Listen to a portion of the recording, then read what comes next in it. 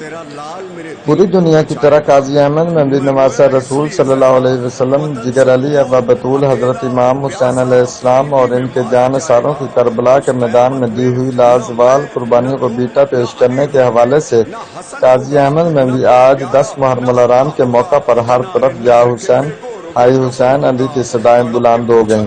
جگہ جگہ کربلا کے پیاسوں کی یاد میں پانی کی سبیلوں اور لنگر نیاز کا اہتمام کیا گیا، اور یوم عاشور کا مرکزی جلوس مرکزی امام بارگاہ شاہ نجف سے برآمد کیا گیا۔ مرکزی جلوس اپنے مقررہ راستوں سے ہوتا ہوا قومی شاہراہ پہ پہنچا۔ جلوس میں عزاداروں کی بڑی تعداد میں شرکت۔